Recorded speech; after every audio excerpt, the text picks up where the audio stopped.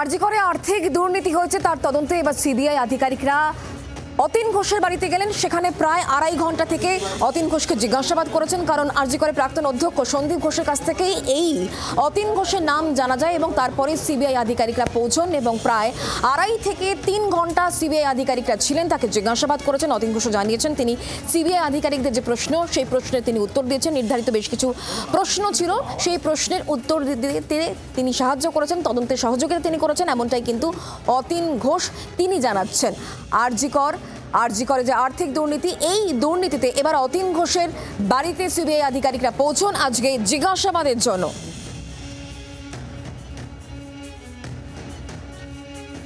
আমি ষড়যন্ত্র বলবো না, কারণ আমার কাছে ওরা যেটা এসেছে এটা সিবিআইয়ের কেন কলকাতা পুলিশ, সিবিআই, ভারতের ন্যায় সংহিতায় ভারতবর্ষে যে কোনো তদন্তকারী অফিসারকে যে কোনো মামলায় এই উইটনেস করার অধিকার দিয়েছে, ওরা সেটাই করেছে।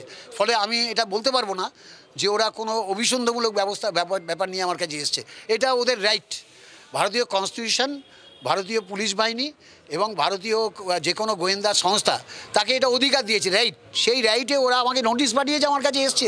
আমি এটা কোনো খারাপভাবে নিচ্ছি না। আরজি করের আর্থিক দুর্নীতি মামলায় এদিন অতীন ঘোষ, ডেপুটি মেয়র কলকাতা পুরসভা, তার বাড়িতে সিবিআই আসে এবং এসে তার কাছ থেকে মূলত বয়ান রেকর্ড করা হয়। আমরা দেখতে পাচ্ছি অতীন ঘোষ এই মুহূর্তে এখানে রয়েছেন এবং কিছুক্ষণ আগেই আমরা দেখলাম সিবিআইয়ের 3 আধিকারিক তারা কিন্তু বেরিয়ে গেলেন। মূলত যেটা জানা যাচ্ছে যে আরজি কর কাণ্ডে যে 2টি মামলা হয়েছিল, তার মধ্যে একটি হচ্ছে খুন এবং ধর্ষণের মামলা এবং আরেকটি আর্থিক দুর্নীতির মামলা।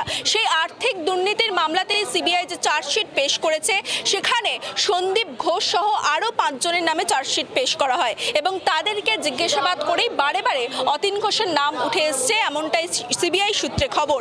এবং সেই নাম অনুযায়ী কিন্তু অতীন ঘোষের কাছে আজকে আসে সিবিআইয়ের আধিকারিকরা এবং তার বয়ান রেকর্ড করা হয়েছে। সেই জায়গা থেকে তিনি রোগী কল্যাণ সমিতির যেমন সদস্য ছিলেন, একই সঙ্গে কাশীপুর বেলগাছিয়ার বিধায়ক তিনি।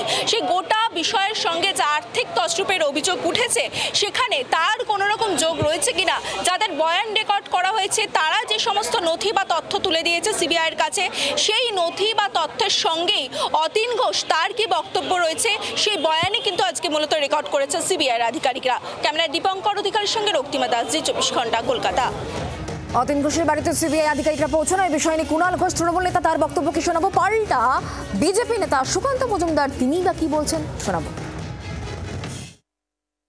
যদি এই বিষয়ে ওনার কাছে কিছু জানার থাকে তাহলে 1 বছর ধরে ঘুমোচ্ছিল, তারপরে প্রধানমন্ত্রী এসে ভোটের কথা বলে যাওয়ার পর মনে হলো অতীন ঘোষের বাড়ি যাই। এটা কোনো কথা হলো?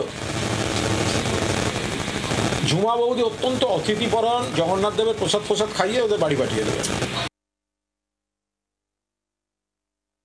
আরজি কর কাণ্ডের 2টো বিষয় ছিল, একটা হচ্ছে খুন এবং রেপ, ধর্ষণ, আরেকটি হচ্ছে দুর্নীতি। দুর্নীতিতে আরজি করের প্রিন্সিপাল, তৎকালীন প্রিন্সিপাল সহ অন্যান্য অনেকের নাম উঠে এসেছে।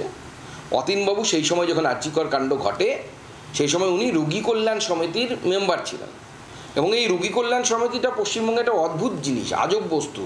এটাকে হাঁসজারু না সজারু কী বলবেন আপনারা জানেন। এখানে প্রত্যেক জেলায় জেলায় রোগী কল্যাণ সমিতি আছে হসপিটালে, যেখানে শুধুমাত্র তৃণমূল কংগ্রেসের নেতারাই থাকেন। এখন হয়তো পরিবর্তন হয়েছে, তো স্বাভাবিকভাবে রোগী কল্যাণ সমিতিতে থাকলে শুধু মধু খাবেন তা তো হবে না, কারণ এই রোগী কল্যাণ সমিতিতে থেকে তৃণমূল নেতারা অনেক মধু খেয়েছেন। এখন সিবিআই জিজ্ঞাসাবাদ করবে, উত্তর দিন প্রশ্নের। বাংলার আওয়াজ, বাঙালির আবেগ, জি 24 ঘন্টা।